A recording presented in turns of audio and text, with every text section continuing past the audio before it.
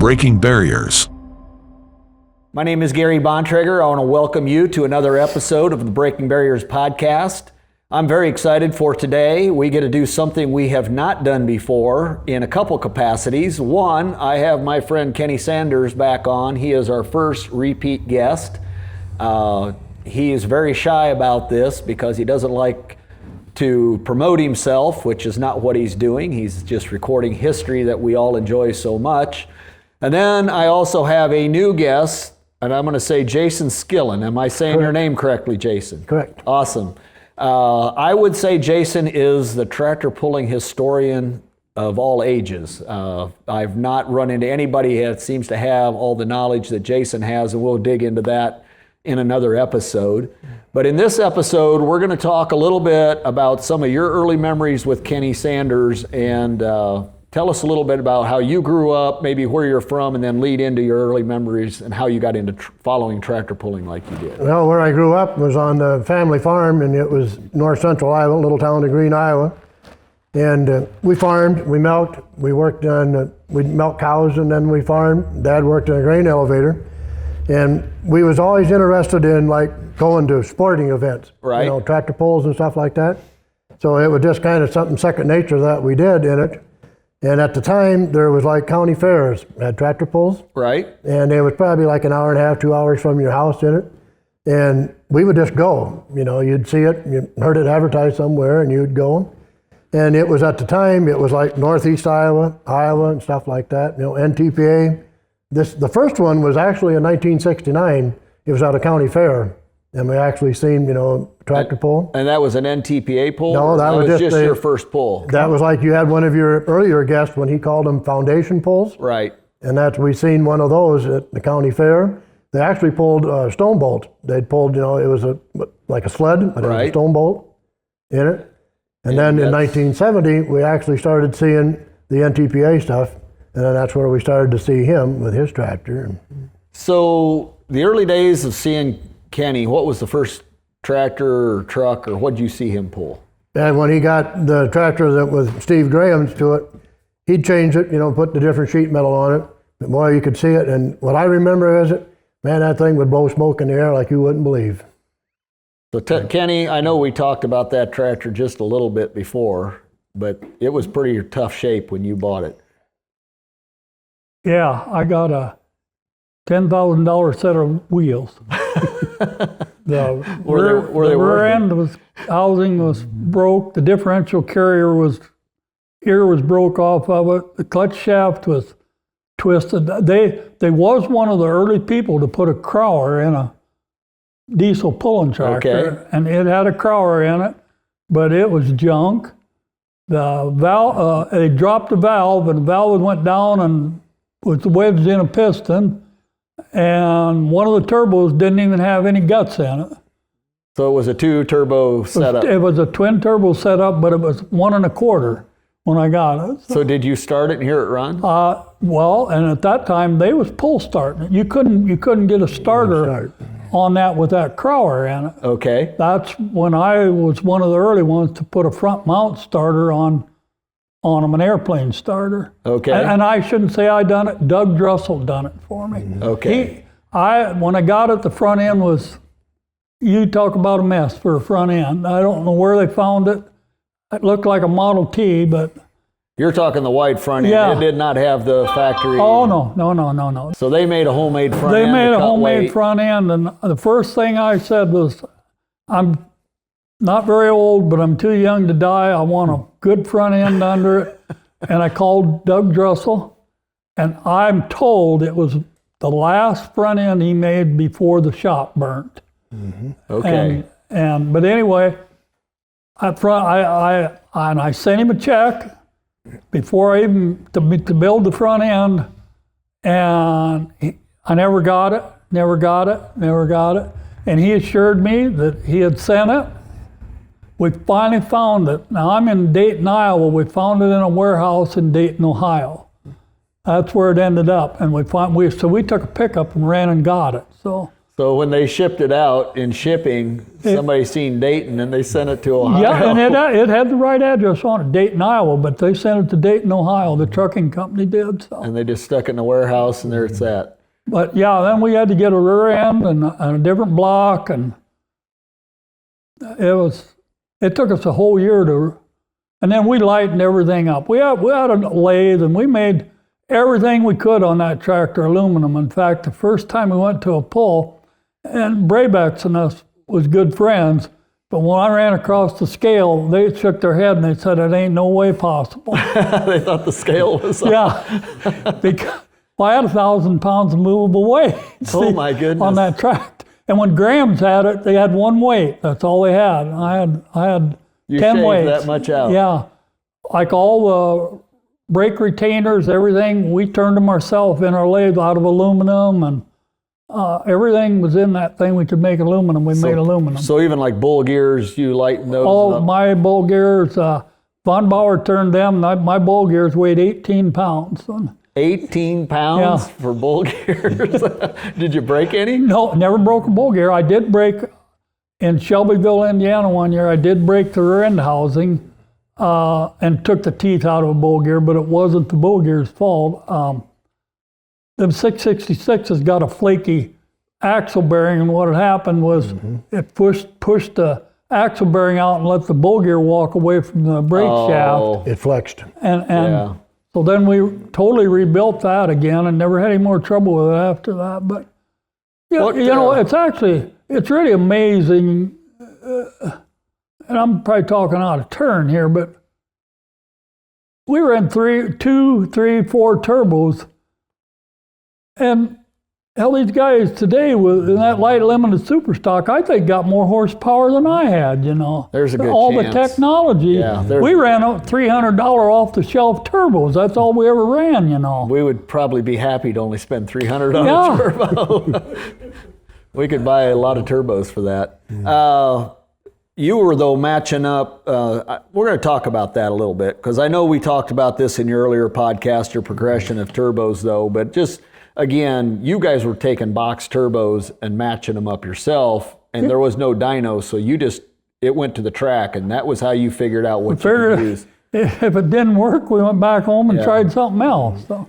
Another thing that you talked about, the Crowder clutch, transmissions and those became an issue at some point. Did you rebuild that to where it would hold, or did you have did the stock transmission hold up for you?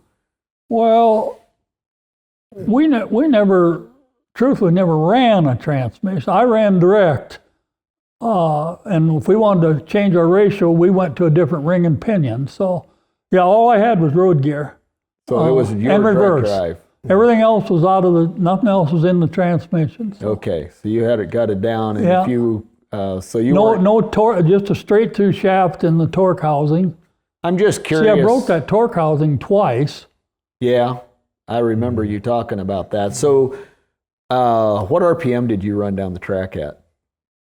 Well, down the track and off the line is a big difference. Right. Well, let's talk about both of them. If the clutch, how tight the clutch was would depend how many RPMs you could get on the line. I slid the clutch a long ways, because especially on a Bauer sled. Now on a Wessendorf sled like I originally started out on, if you could break the tires loose on the line, you could spin them all the way down the track and never run out of power. And that was not double cuts. You were still running single bar. No, I had. It was a double cut. I had the double cut. You ran double cuts from the beginning. Yep, Okay. I had Bob Parks cut them tires right away. And everybody, when I showed up at Elkhorn that year, said that'll never work. Them little short bars, double cut. Everybody was running big lugs yet in the light super. Why did you run double cuts? What got you to do that ahead of the rest? I watched everybody pile dirt in front of the sled and the buckboard. Okay. And I thought, Jesus, that's got to pull hard. That's Right. like pulling a blade, So and I watched the mods, and I watched the big supers were double cutting, but nobody in the light super was at that time. Because Brian Connor talked about that, because he was at the Des Moines here at the State Fair, and he said it took him 20, 30 minutes just to shovel dirt off the pan. It was there. So they went to double cuts. And they were about the same time. Because the mods were doing it. And See, they had that Massey at that time. that could be, tool, First Blood, it was called. Yep. And it ran. Did it? Yeah. So you ran against them? Oh, some? yeah. Oh, yeah. Yeah. And then they built that John Deere, Yep. and they only ran that John Deere in the light super maybe 1 or 2 years. I think about 1 year. 1 year. Anyway, at Kelowna, Ernie and Brian both came up to me and they said, we're gonna kick your butt tonight if we can keep the front end down. And and they said, you know, we have twice as much power as you do. And I said, hell, you probably got 3 times as much power as I do. But they had to run a 10-inch drawbar to keep it on the track. Right. And I beat them, but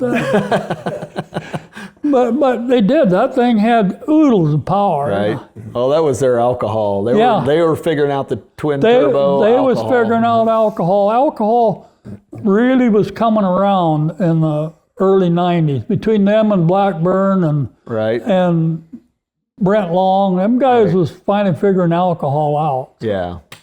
Well, we always still liked the smoke back in those days.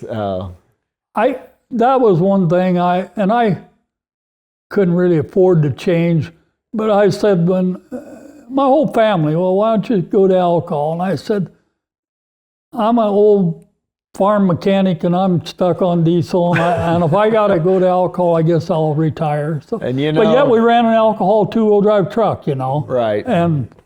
But I just didn't want to change my diesel Tractor. to alcohol. It's crazy because I think we're starting to see today, we're finally starting to see the diesel supers competing with the alcohol supers. Mm-hmm. It's finally coming But around. it's taking buku dollars. Oh, yes. Time and dollars, Time and for money. sure. So, Jason, I want to ask you back a little bit. The first pull, where was it at that you saw Kenny? First one, we'd probably seen him, it might have been like Elkhorn. We seen him there, seen him at Toma. A few other ones in the Iowa area, in through there. Okay. Seen it.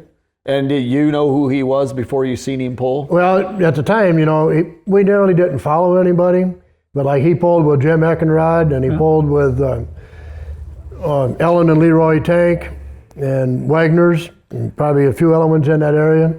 And we just kind of, you know, went places to it and seen it. Right. So you were up and coming at that point. You were the young kid. That would have been in 87, I think. Yep. Okay. 19. I bought the tractor in 85, I think 85, and then we spent a whole year completely rebuilding that tractor. And then that first pull was at Elkhorn, Wisconsin. Elkhorn. That was your first pull. How'd you finish? Won it. He won it. 42 first pull. tractors, yeah. Jeez, you make me look like a slug. Rob Russell, he was there. He said, He was pulling already? oh, hell, he was pulling before I was. Okay. But he was there, and he said, I'm gonna spot the sled here for you. And he says, do this, this, and this. And that's what I done, and I won it. He said, don't get real low. He said, you want to stay, but don't get high. Don't try to go up the top. Elkhorn was kind of a little bit uphill. And he said, kind of go right like that, and then kind of go downhill a little at the end. Oh, he still knows what he's doing, it seems like. Oh, So he's pulled for many years. So, I know what I didn't get an answer out of you. Coming off the line, what RPM, though, were you trying to catch? I tried to get it to, if the clutch was loose enough, I didn't leave the line unless I had 6,000 RPM. So And, down the track, it'd hold 42 to 4,400, 4,600. and that was a stock crank, stock block. Stock crank, well, Was it girdled yet? I had a girdle. We made our own girdle. And the crank counterbalance on that, I know we talked about that The before. counterbalance, Brent Long will tell you, and Terry Blackburn will tell you, that particular crank is the worst crank anybody ever made for balance. And I don't know, I'm quoting figures here. They told me at 6,000 RPM, there's 12,000 pounds of thrust trying to get out of that block because it's so out of balance. And Terry Blackburn told me, he says, Kenny, it don't matter, just weld shit on it, you know. So that's what we did. So you started welding your own We just started counterweights on welding it, counterweights on it. So. and then it would hold. And then, like the pistons, we never ran a new piston. I had junk pistons. We cut our own pistons. We took and cut an inch off of the bottom of the pistons to lighten them up to get RPMs. And then on the bottom of the rods, we ground the rod cap so thin we was afraid they'd break. But we took all the weight we could off the rods, and then we had our own gram scale, and we balanced our own rods and our own pistons. Okay. And decompressed them probably too? Oh yeah, decompressed them ourselves. Yeah. Interesting. And the head work, what'd you do there? Not very much. We had I did go down to St. Louis and bought an S9 payloader, international payloader head, which was a turbocharged head. Right. And got a turbocharged manifold. That's where we found them. So. Which is what people mostly ran in those. Yeah. Jason, I know you've seen him pull over the years. The first time would have been 2 turbos, right? You started early that with would have been 2. I mean, he was pretty dominant, so you probably learned to know who he was pretty quick, right? Again, to back up, you could see when Graham's had it, you could always tell the tractor in it had the narrow front end on it, and they had like a set of Kruger wheels on the front. Right. And you knew it. Well, then when he got it, then he changed it to it, put the sheet metal, a little different color to it, put the wide front end on it. You've seen it. Well, you knew then that was him, and you knew it ran pretty hard. And so you were familiar with the tractor when Graham's had it? I seen it. Yeah. When they actually put it together. Oh, okay. So you were familiar with it there. Did it run the way it ran when Kenny got a hold of it? At first they did, but then things kind of went south on them real quick, and they had issues That with tractor it. was strong in the late 70s. It was really strong. Yeah. Was you at Louisville when they broke it in 2? When Yep. they broke four 460s and that 666 Yep. in 2 in Louisville. Really? Well, that track pulled hard that year, and them guys would take off. And then finally the announcer said, when a 460 come up, he says, "Get the bucket brigade, here comes another one." Yeah, they was breaking tractors in 2. What happened in Graham's to it, the ring and pinion gear snapped, fell down, dropped in the transmission, and then it was just like a cutting torch, and it just opened it up. Split it by the bell housing, it opened up. And it didn't fold it or anything, just blew the bottom end out. Yeah, it blew the bottom end out. It come apart, it opened up. See, when I bought that tractor, before we ever pulled it, we put tie bars on. I was one of the first ones to put tie bars on the side. Guy said, "I've seen enough of these break in 2. I'm getting too old to eat a steering wheel." So Right. we put tie bars on ours. In fact, Richwine and Dale Kwame, they come and looked at them. But Replicated what you did. well, I had mine on. Luckily, when Larry Landry broke that tractor in, was you there when he broke that one into in Toma? Yep. I had mine on. Everybody was remarking then, "Boy, you're lucky. You got your tie bars already on." So. Right. And that's when they went to tie bars Yeah, being next year, then they had everybody had to have. have tie bars, and I already had them. Right. So you were a little forward thinking in your era. Well, I seems like. tried safety. My wife, she thought I should be safe, so. So you did it for your wife. Well, she even thought it ought to have. See, when I bought that, they had a roll bar on it. Yep. Oh, They it had did a- have. Yep. Well, just Well, ropes, a yeah. rock. Dropped. Just one And single. that some bitch 10 feet in the air. I took it off. Well, you were cutting weight. Yeah. Did you, were you shaving material out of the bell housing and stuff too to try to save weight? Oh, yeah. So that might be part The of the rear end reason. housing.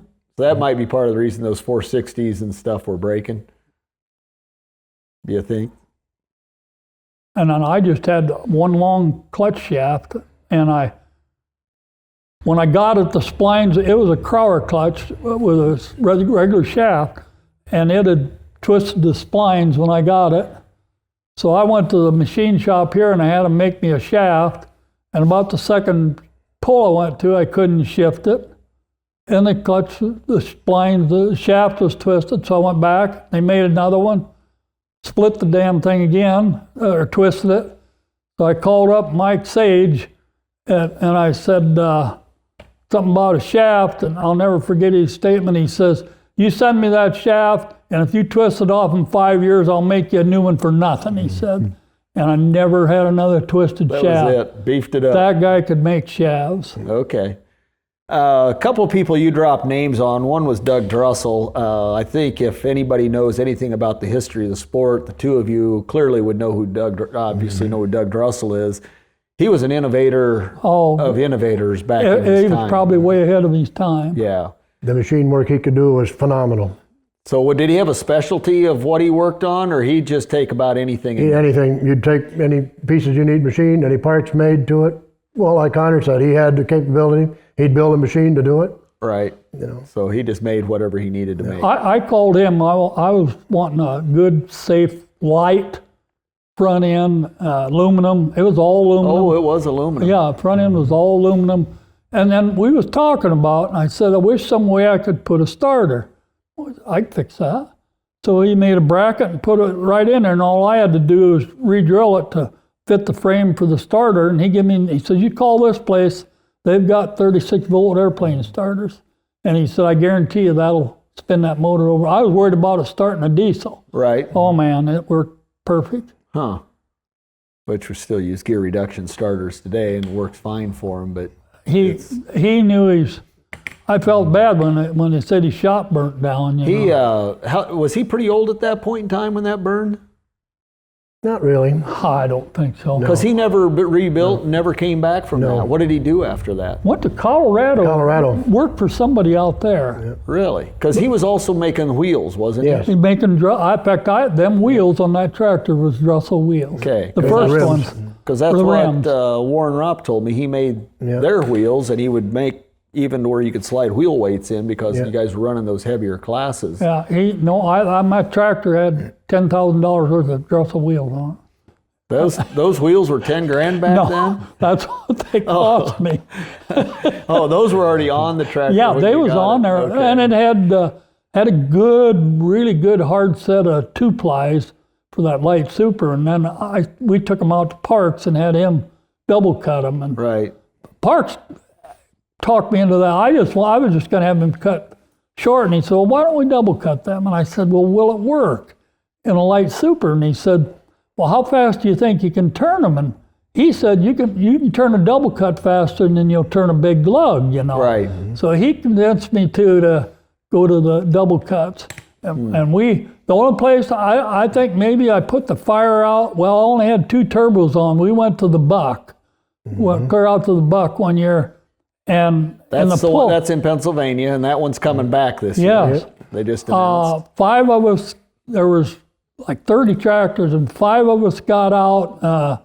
Me, Roger Buss, the Deutz, the Underdogs. I can't remember who else, but I'll never forget Brayback. They didn't get out, but he came over and he said, Kenny, you better really get after it, because he said that sled's going to really hit you.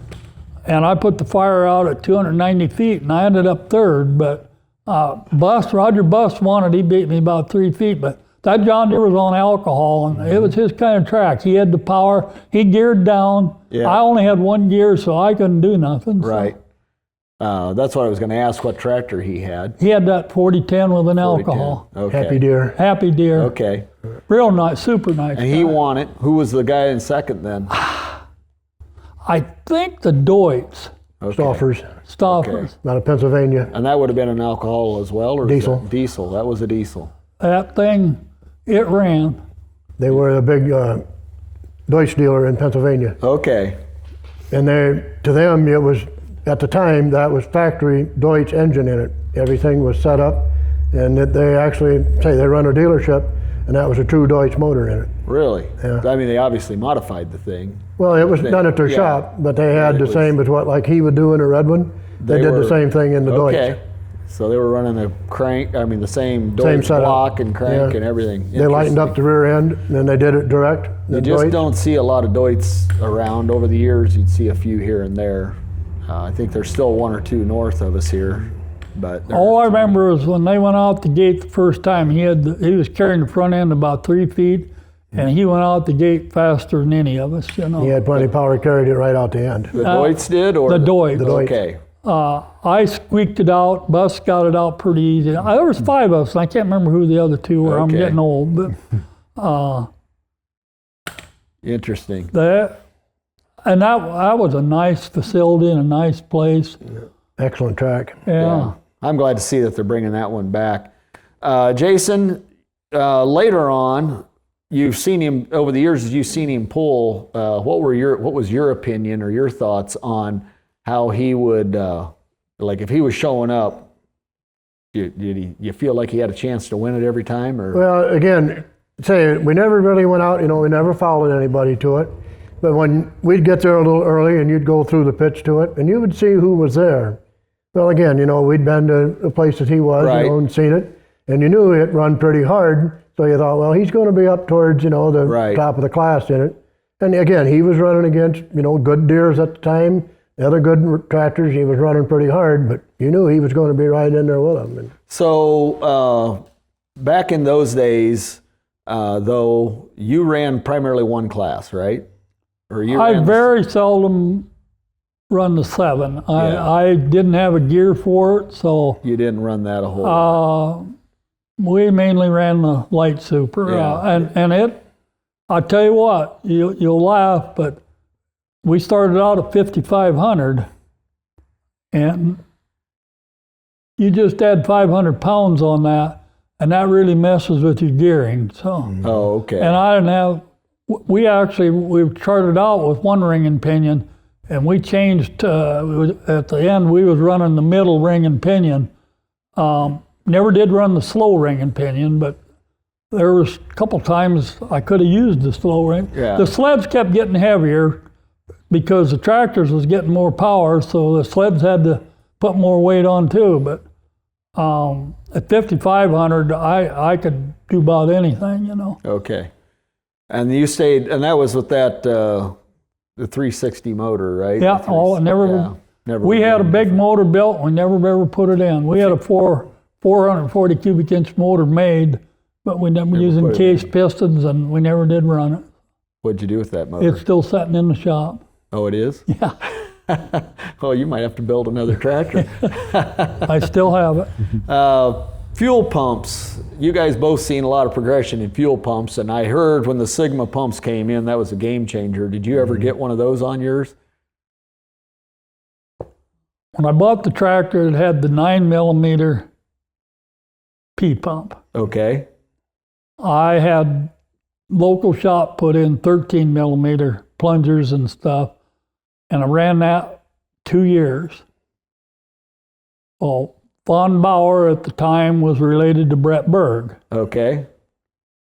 And Brett Berg had this 14mm Sigma pump for sale. I bought the pump, the lines, and the injectors from Brett Berg. Was it a game changer? Not really. I mean, I think it helped, but Right. I didn't get the power I thought I was going to get with it. I think it maybe helped, but Okay. Because I hear a lot of guys saying that Sigma pump was a real big deal. I think in the bigger cubic inch It was more. with more air, I think maybe it was. Okay. In fact, I was a little disappointed. I sent it to Hyper and had him check it, Oh, really? and he said there was nothing wrong with it. Well, it's just that's the small Sigma pump. You gotta, if you really want fuel, you gotta get the 16 or I don't know how big of. Yeah, they went up to 18. 18. That's what they were doing. Yeah, and he said you'd really notice a difference. And he also said, you got a small cubic inch, you aren't moving enough air. Right. He had all kinds of theories, but. Well, and that asks, I want to go back to that. So you guys both have seen the Hyper situation and how that all developed. Did you buy a lot from Hyper? I bought Hyper's water injection, Hyper's cetane booster. Okay. I told you the story once that we tried our own cetane booster with a gallon of alcohol at Mobile, Iowa. At 150 feet, she locked solid. Every time I hear a story or interview somebody that mixed their own with alcohol, it never ended well. After that, I just called Hyper and I said, send me a gallon of this and a gallon of that, and that's all we ever used. So. And then injectors, what were you, double fed, triple? You weren't triple fed by then yet. No, they was double. They was Hypers. Hypers, just yeah, double. Okay, interesting. What are some things, your other memories? You remember seeing him break, or do you remember seeing him win at certain pulls, Jason? No, I said the memorable one was in Elkhorn when he walked it out the end to it. And then local pulls around. That was the very first pull. Yeah, so you were there when he made his Toma. first. I won Toma. He won Toma. 89 and 94. Yep. I won Toma. Yeah. And at the time, you got to remember, you're pulling, you had like 25 or 30 in the class. Yeah. You had a big number. Yeah. And there were some strong tractors. And the little guy from Iowa, runs up against them big ones, and to win. Well, that was pretty good, for them days. So were those guys that you were going against by then, because in the early days, everybody made their own stuff. Mm-hmm. And you did a lot of that too. But were those guys starting to be able to buy some parts and things from people, like running Indy cylinder heads and things like that were making it tough for you? Well, I think the first year or two, and my memory ain't the best, Terry Blackburn was running a 686 in there on alcohol. Okay. And that's when he was working out of his basement at the time, and he was just starting to do a lot of tractored alcohol stuff. Okay. And that guy's a genius, really. You take him and Brent Long and Connors, them guys, they figured alcohol out. I mean, right. And it was a game changer in the world of tractor pulling. Right. I seen an interview where they interviewed Dennis Goodwin some years ago, and he, of course, has always been a diesel guy, and they were asking him about that, and he said, well, I think alcohol is the wave of the future, but I'm a little stubborn. I still like my diesel. Well, I wouldn't change either. So I can tell you a quick story. It was at Lagad's one time, and Jerry said that alcohol was made to drink. Yeah. That was his story that he says, Diesel's for the pulling, and he said alcohol's made to drink. I've heard he was pretty opinionated about that. He never did get into alcohol. Nope. But they made a lot of turbos for diesel pickups. So, Hypermax. Is that where you got your turbos? All I ever got from him was a housing for my bottom charger. I ran an 8 on the bottom, and then to begin with, and then I ran a 90 on top when I had 2, just a stock 90. And then when we went to 3, we put a 74 in the middle. And then when we had 4, we had the 8 on the bottom with 3 74s. And I had a hard time lighting that, so I bought a housing, a 78 housing for that 8, to get that 8 spinning faster to spin all 3 of them other chargers. And it worked. So you built you guys were matching up your own turbos a lot. Yeah, just off the shelf and used. Most of them was junk used turbo. Right, and that's what I hear. I hear a lot of these guys still have pallets of turbos because they would just buy wherever they could get used ones off of trucks and anything and start piecing them together back in those days. It was a little cheaper than what we're doing today. Yeah. For sure. I always like to ask people this anymore, and I don't think I've asked you this before, and we're talking about tractors. We're not even talking about some of the other things you got into. But let's go with the tractor yet. If there's something you could do different, if you had another chance at it, what would you do on that tractor? Well, probably do what I started out to do. I built a new tractor. Okay. I got a letter from the NTPA, and I had a letter from Outlaw giving me a variance. I built a one-piece frame. I took the TA housing out, put a clutch can on the motor, made a shaft clear to the back. I tied my whole rear end together so that I did use my factory rear end, and I built a new tractor. And before I got it on the track, Rich Wine called me up and says, I'm sorry, Kenny, but we're going to revoke that letter. 2 days later, Dennis Goodwin calls me up and says, you can't pull that tractor. I said, then I'll sell it. That's what I did. That tractor ended up going to Minnesota. You helped me load it. Ended up going to Minnesota. So I was under the impression, though, parts of your tractor ended up here in northwest Iowa at some point. and I'm going to mess the guy's name up. I'm thinking first name's Doug. I don't know why I can't think of his last name right now, but I feel like he maybe got some sheet metal or something off of you. Would you had spare parts that you would have sold at some point? That Doug Baird, but that's over that way. Yeah. He bought the motor. Okay, so he did buy the motor out of that, I thought. He bought the motor and the tires, and but the rear end and the chassis and the rear end was all. So you did not sell the whole thing as one piece. You kind of parted it out at that point. See, in that new motor, that was a little dispute too, because I was going to put a 505, a big block in it. And in fact, it was in there. We'd made the motor. The motor was all ready to run, and we was going to put 4 turbos on that. And it'd have been a pretty wild machine. I felt it would have been real competitive. Right. But they never let me pull it, so I just parted it out. So. And how long did it take them to go to tube chassis after that? Well, I could have. That was their dispute at that time. You, in order for that variance to be right, Richline said it's got to either be all cast factory, or you can run a truck rear end, and then I could take the center out. He said, you can do it, but you got to put the truck rear end in it. And you didn't want to mess with And I that. said, hey, I'm all set up now. I've made everything fit. So I made a plate for the front of it where we took the transmission itself out. I'd made a plate for the front for a seal, the whole 9 yards. And so I just sold it. Okay. And that got you out of the tractor pulling business. That got me out of the pulling business. And then you went on to trucks and modifieds from there. Well, we pulled that truck. I had that. We went to an auction down to,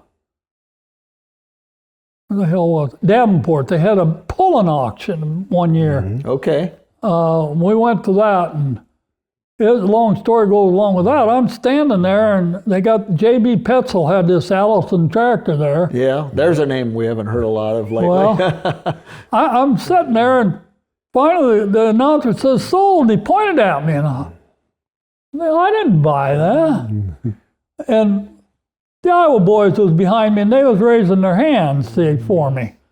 And finally, I said, well, I didn't buy that. And pretty soon, Petzel come over, and he says, hey, he said, do you want that? And I said, not really. He said, $5,000 and you can take it home. I said, oh, it was his? yeah. Okay. He was selling it. And I said, no. So wasn't 10 minutes later, he come over and he said, what would you give for that? And I just joking. I said, well, I'll make a check out for $4,000 right now. And he said, make out the check. So we drug an Allison home. We had a trailer. We took the trailer with us. We didn't know what we was going to do, but we took the trailer with us. But yeah, I bought an Allison. And that was the beginning of the modified days. yeah, that would have been in maybe 89, I think, 89. And you pulled both at the same time. Yeah, and then 3 years? Yeah, no, couldn't have. You pulled 2. You pulled the pickup Because and I used the Allison. rear end out of the Allison for the 2-wheel drive. Okay. I turned that Allison real hard. In fact, harder, Wayne Longranker says it ain't gonna live, and it didn't. He was right, huh? Yeah, he was Well, right. he doesn't run those anymore either. But he knew his Allison. He Yeah, helped he me did. set the motor up when I got it. We converted it. Petzel just had 4 big AFB carburetors on it, and I converted it to alcohol Hillborn fuel injection. And So you did go alcohol till it's said and done. Wayne helped me set that up. I got to thank him. And anyway, pulled that 2 or 3 years. Done real good. Just local pulling, Right. Light. That was the same way. I had 1 gear in it. That's all I had. 1 gear. So we usually pulled in fact, it was set up better to run the 7 than the 5. So, but anyway, we was indoor. I love to take that indoor pulling. I won a bunch of pulls indoor Oh, did pulling. you? Oh yeah, It was set up right for that. just huh? perfect for indoor Right. pulling. And it was at I think Bethany, Missouri. He's got the block. The piston broke the rod at the piston, and the rod just kept coming around, and it mowed that block in two. detonated in it. Yeah, he's got Bethany, the Missouri. block here. Okay. And that's just for the audience to know, we got Alan Wicklin, a friend of ours. In fact, thank you, Alan, for letting us sit in your shop. Oh. But he tagged along with you a lot when he was young and helped you He out. went to a lot of pulls. Yeah, so. But I really like that. Allison was a work of art, you know. But yet in Europe they still run that devil out of them. Yeah. But here, if you put an Allison against two Minor Brother motors, you just as well stay home, you know. Right. Breaking Barriers podcast is funded by Gary Bontrager Consulting. Gary Bontrager Consulting does a lot with systems and processes to facilitate growth in your company. We also work a lot with conflict mediation, perpetuation planning from one generation to the next or one business owner to the next. If you want more information on that, you can look us up on Facebook and also out on our website at www.garybontrager.com. We want to thank Bob Parks with Custom Tire Cutting and the Parks Pullers for supporting the Breaking Barriers podcast. Their product speaks for itself. It has helped us get many wins as well as many other pullers out there. Check them out and try their product. You will not be disappointed. Thanks again for your support at Breaking Barriers podcast. So there, you brought something up that I want to touch on. Today, we don't have near the indoor pools that we had back in the day. I mean, that was kind of almost a circuit of its own. I was going to talk about that too. Well, let's talk about that because you pulled a lot of indoor stuff. And then I'm Pulled sure a lot. Jason will come to you. I want to come to you about that too. Was you ever water Cedar Falls when I pulled there? Yep. Pulled there and so Started indoor. out pretty nice, and boy, a little bit into it, woo-wee. Yeah. Pulled a lot of indoor. Omaha, Bethany, Vets Auditorium, pulled there. In fact, Big Daddy Ames. Ames, Big Daddy was at Ames. Who's To Big the Daddy? Schreier. I call him Big Daddy. Oh, okay. David Schreier. He was at Des Moines. Des Moines. And I spotted him, and they, we're here for checking this pull out. But there was USA, TNT, SRO, there was so many different organizations. I pulled a lot with Neil Darnell, Main Attractions, you know. Okay. They put on a lot of pulls. Yep. They done Ames, Cedar Falls. They done a lot of pulls, and they was really good to work with. Okay. But I loved going to winter pulls. Right. You know when you got there, you weren't going to get rained out. Right. And it usually wasn't too hot, and it usually wasn't too cold. So Kept the heat in the place and it worked I out. liked going to winter pulls. They're a lot of work Yeah. for us. They've got to hook the smoke up. It's a lot of work. Well, and then like going to Louisville, you got to drain everything when you leave. Yeah. So you don't. Did you do that ever? I pulled Louisville three times. 3 times. What was your best finish there? Fourth. I could never get a hold of the track there, and in fact, they finally outlawed them.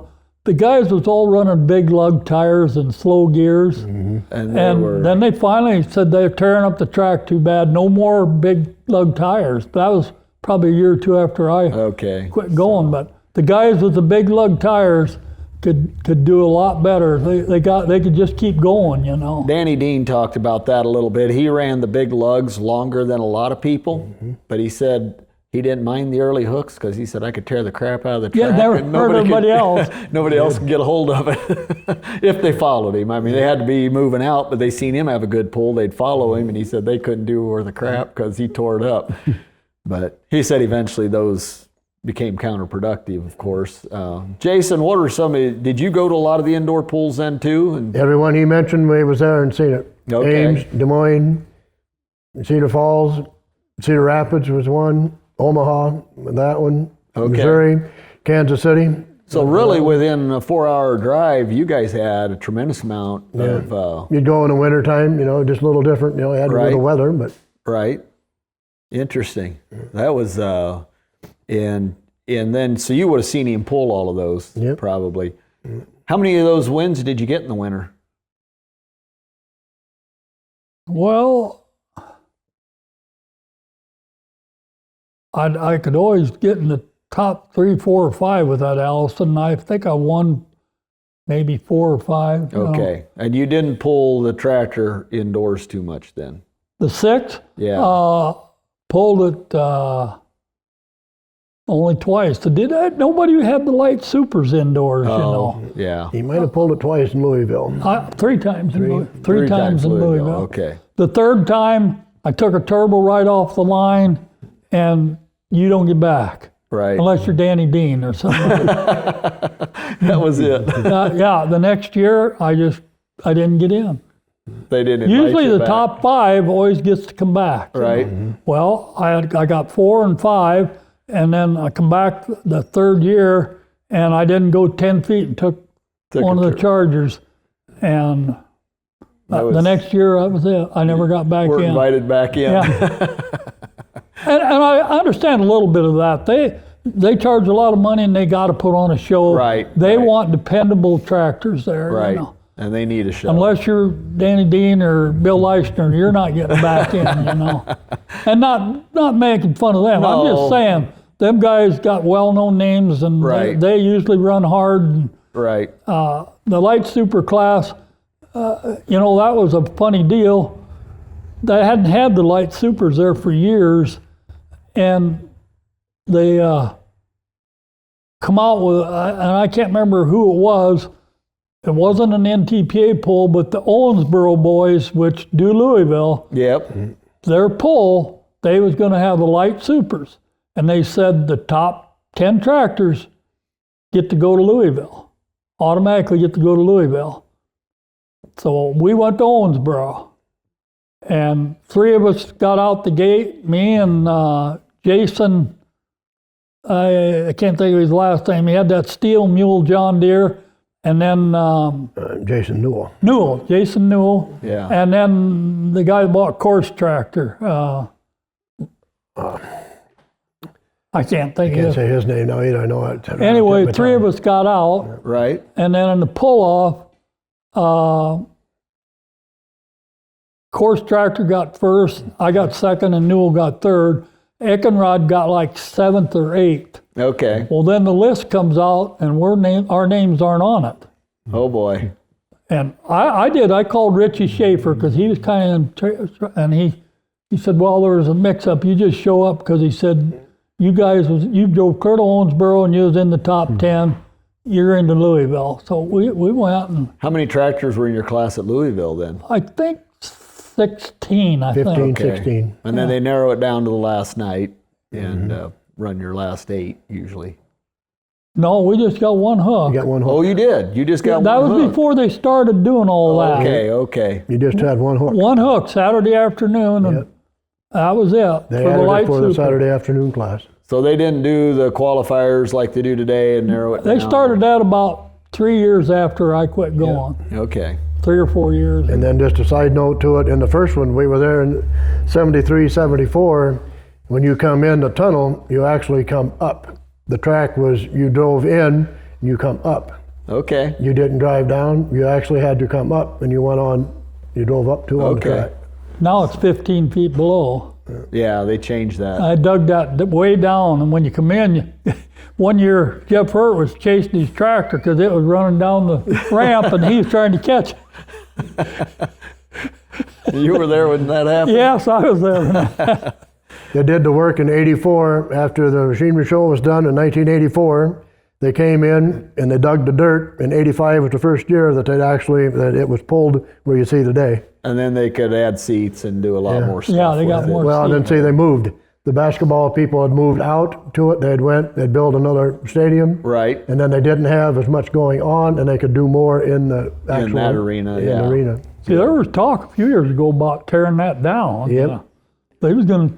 Well, I was going to ask you because the little bit of indoor pulling I've done, we gear down for indoor tracks because they're shorter distance. And even like where I was at last year, Cloverdale, we had a 310-foot track to get to the pile. I mean, you get a little more out of that if you hit it hard enough. But even that pull's very different than outside where we have floating finishes. It's not unusual to go 320, 340 today. See, I very seldom have floating finish. Yeah.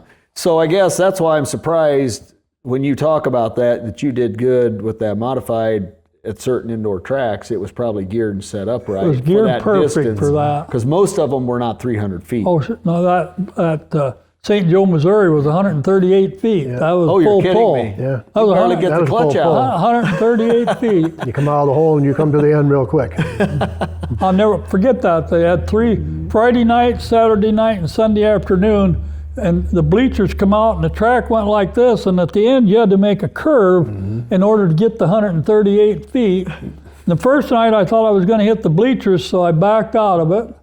I think I ended up 4th or 5th.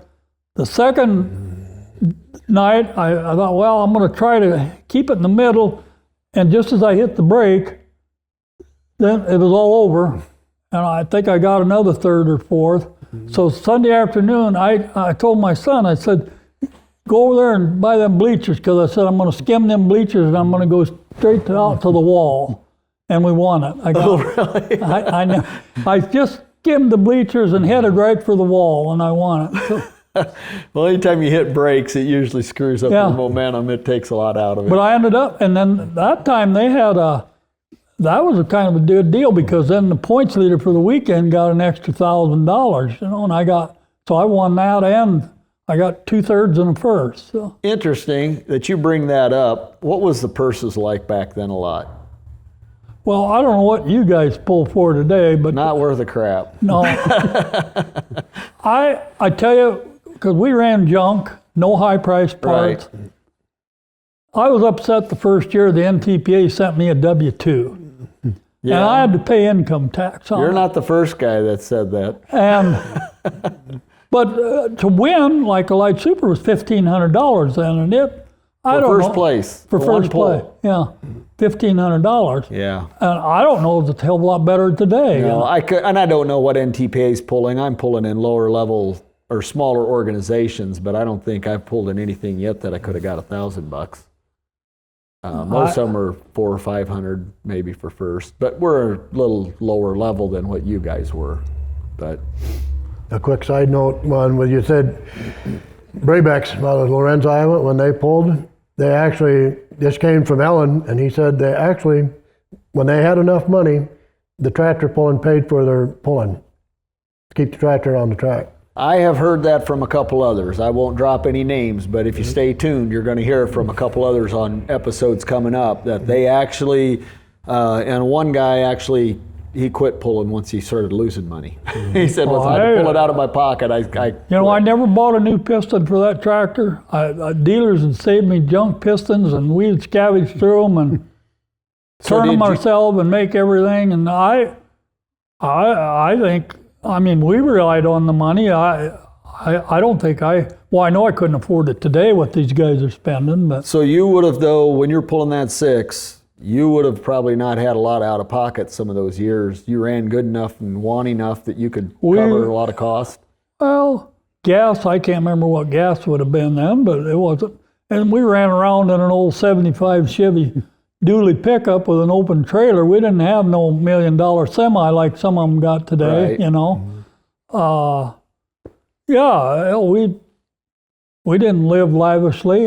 But you don't remember if you made money or you didn't keep track of that? Oh, I'm sure in the early years we made money. So Yeah, that's what I heard back early 80s through the 80s. $1,500 was a lot of money, Right. And I can't remember what it was it was not $1 million to join. I hear guys what they pay today to join the associations, and what entry fee is tremendous compared to what we used to pay. Right. I think it was $50 to enter, $45 $50 to enter a class, and I think a membership back then was $150 or something. These guys talk about $500 or $1,000 for membership now. So I want an opinion from both of you on this. You both seen it, and Jason, you may be more from the spectator side. I feel like we sometimes struggle to get the attendance or the audience that we had years ago. Is that accurate? Like Kenny, if you went to those pulls, were the bleachers full? Some pulls. But they weren't always. No. Okay, so you don't know that it's that much different on the smaller levels. Well, I'm different than everybody else. I lived for a pull-off. And I think when they quit doing pull-offs, they took some of the stamina out of even the crowd. You know, announcer can get the crowd into it, and when there ain't no pull-off, you know, I never ever. There was guys that come up and say, "Hey, you want to split it?" I said, "Nope, I'm here to pull." And you were running wet block, probably at that time. With which one? The 6. Well, the 300 is, they're all the same. Yeah, but you were running antifreeze, a water pump, and pumping water in it. And then the clutch, that was my thing, because even today the clutches get hot. There's no good way to cool them off inside that cast housing. With what you were trying to do at the end, that would have been a better method. You'd get some fans on it. But I will say, as a teenager watching that, we loved the pull-offs. And I think the crowd did, but I lived to get a full pull and get the pull off. You know? But now that I'm spending money, I understand the other side, because we're far from making any money on this deal. Well, and then you the start breaking only parts. dispute I got with the whole thing, going as far as you can go, anytime you go past 300 feet, that next 60, 80 feet is harder than devil on an engine. It is. Yes, it is. You know, if you're gonna have a floating finish, try to keep it 320 and below. Because you get up that 360, 380, 400 foot mark, I'm telling you what, it's like a blowtorch in that engine. Well, and then the problem that I feel bad for, and I've seen this happen this summer quite a bit because we had a lot of weather in the Midwest, so guys were struggling to get the sleds and the tracks matched. You get that first hook, and some guy just runs that thing out there 380, 400 feet, and if there's only 6 tractors in the class, they don't want to come back. There's no way to cool that thing down enough. They're going to torch a motor if they do it again. And yet, if you shut it down at 340, they're going to keep running the class, and then you're in trouble too. So it's a tough method. I was never a big fan of the floating finish, I guess. I know everybody says run one and done, you know. I get why they do it. If you have 20 tractors in the class, it's not probably that big a deal unless you're towards the end. But with dry blocks, gosh, it's hard to cool them down, and that's the problem. And they've built, back to what your thing was, even with the rear end, now with the component chassis and everything, I mean, these things are built to, you know, run about less than a minute and then get shut off. And you start going over that, you really put a lot of heat in them. So till you warm them up, get them on the line, get them hooked, and then down, you know, you're getting a couple minutes on them, but it takes about 10 to 14 seconds to get down the track. So that's where the heat comes in. But my take on I'm like Kenny to it. You wanted to see that pull off. You wanted to see that tractor again to it, and you know, I'm old school in it, and you wanted to see that. You know, you got to see the tractor run twice, you know, and it was there. You wanted to see it. Right. And the thing that I think also is different today, I'm curious, that's why you didn't run many different classes. Jason, I'm sure you've seen a lot of these guys that ran 3 classes. Mm-hmm. I think some of the guys that made money back in the day were coming in there and they were getting first, second, and third in probably 2 classes and getting some money back for maybe even pulling in the 3rd class. Well, that all of a sudden starts adding up. You know, you got 1,500 for first. Well, if they got 1,500 and then they got another 800 and another 400, well, they walked out of there with a good chunk of money for back then, and you could buy some parts, you know, to where today you got pretty much one class and you're done. Like there's times I wouldn't mind running another class, but if it's 2 tracks, I'm back to the same thing. I can't cool it down enough. You know? Yeah, back when I was, or even if Engler pulled 5, 7, 9, and 12 with that modified. Yeah. They just kept adding motors. Yeah. They didn't change the gearing, they just added more motors. Right. Make it happen. So Banner's done about the same thing. They just changed it. Yeah. But Banner's never did run the light class like Engler did. Engler. If you had talked earlier, Kenny, of some people you want to thank for that have helped you over the years, and I know we've talked about some, but why don't you kind of go through that list and mention that? I got to get my list out because I'm getting old and forgetful, and I'll still forget somebody, and I'm going to feel bad. But I want to thank Alan. Alan helped me a lot, and he still is. Jeff Paulson, we've talked about him. He's done a lot, helped me a lot. And what did he pull? He pulls a mod yet today with 3 engines on it, Okay. mostly with Outlaw. He did pull some NTPA, but Okay. More outlaw today. more Outlaw today, yeah. Okay. Jimmy Adams, he worked in a machine shop in Des Moines, and if I needed any machine work done, he was good. My son Matt, he done a lot, and my family, I can't. My wife and they went to every pull. You know? Really? Yes. They went with you, rode with you in the truck and trailer. That's awesome.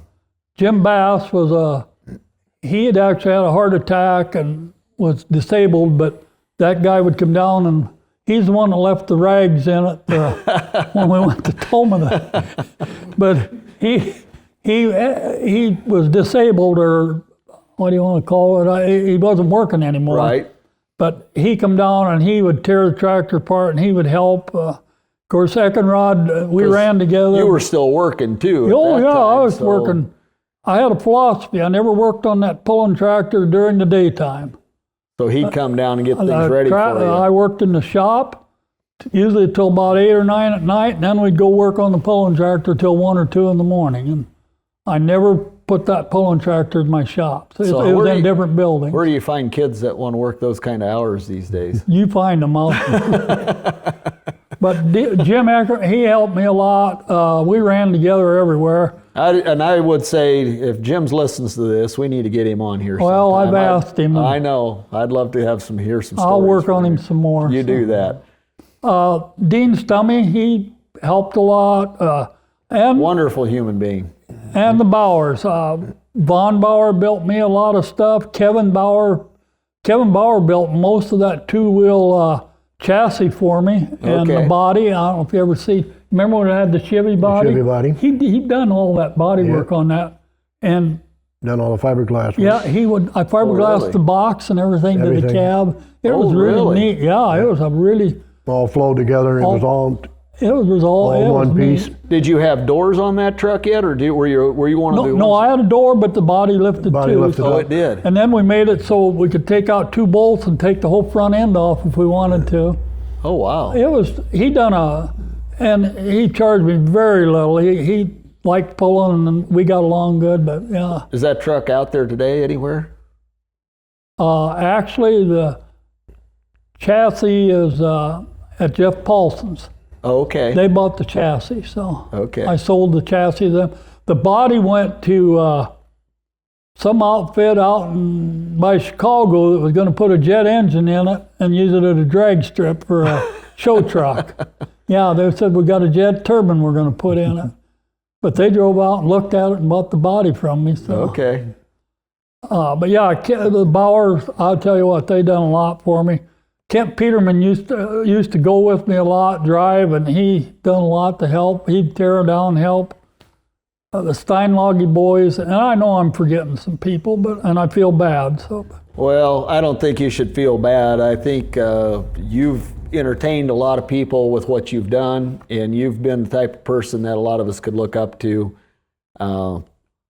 How I come across you about 6-8 years ago, was interesting, and I'm just so happy to have met you and to get to know you. And the more I get to know you, the more of a gentleman I know you are. You've done a lot for the sport. You did a lot in the state of Iowa for tractor pulling, and so I don't think you should feel bad if Kenny missed your name out there. Just know he appreciates everything you've ever done and contributed.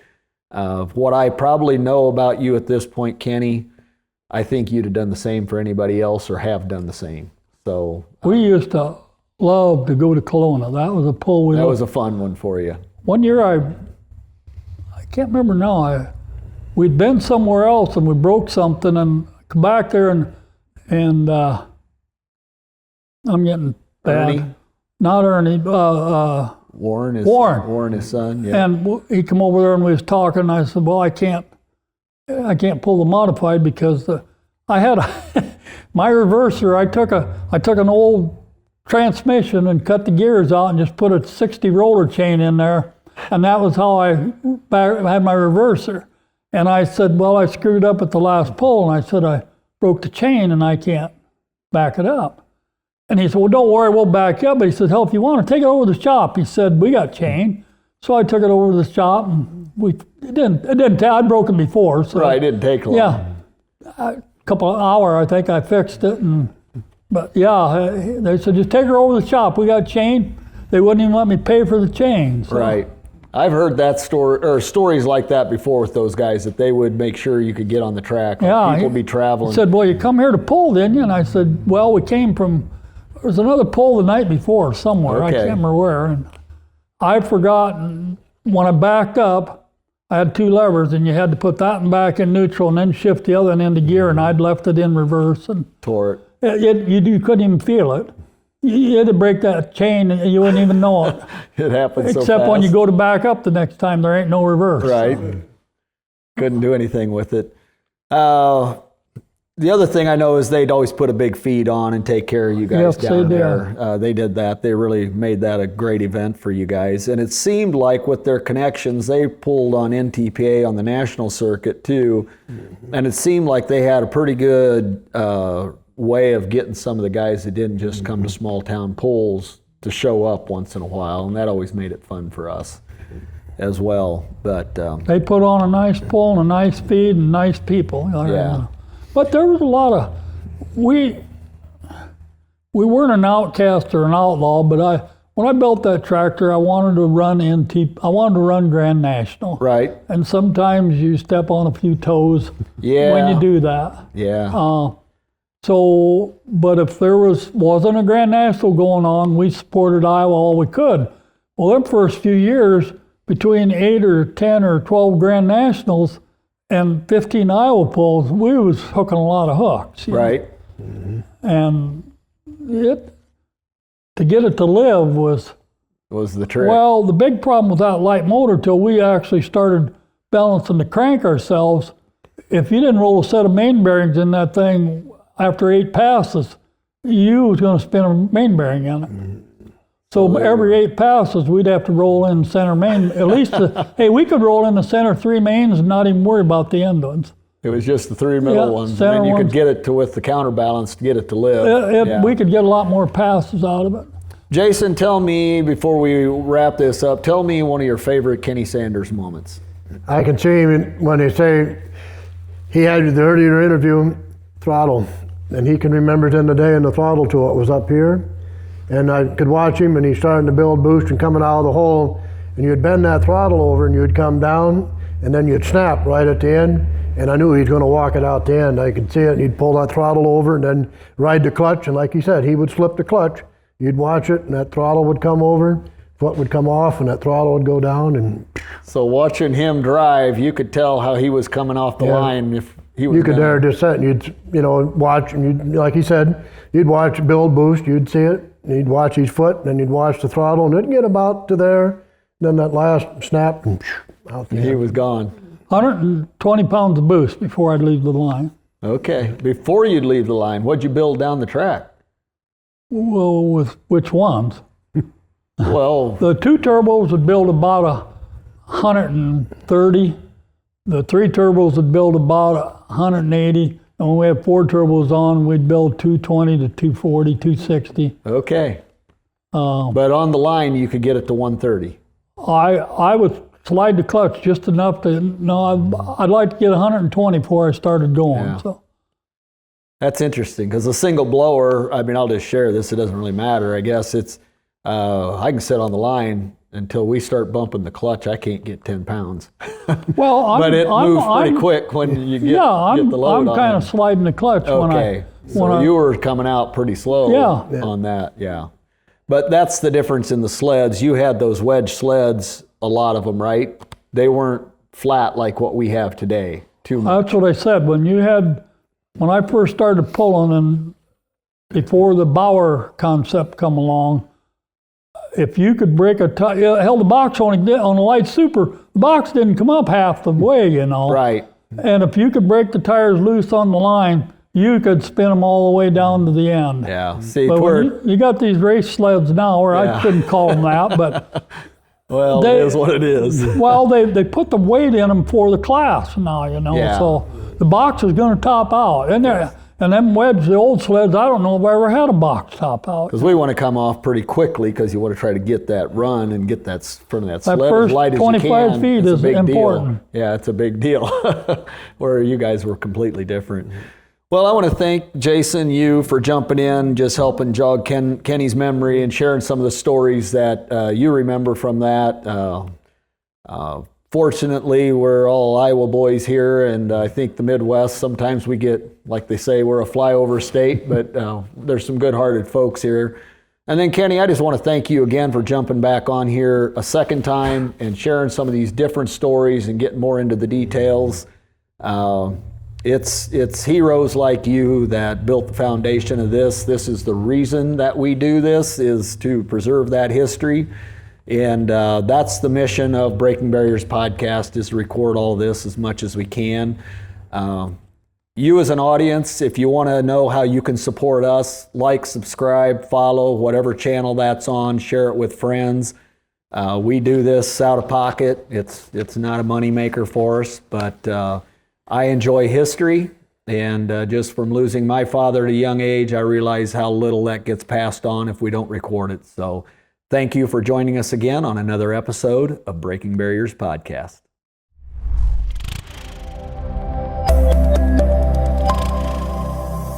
Breaking Barriers.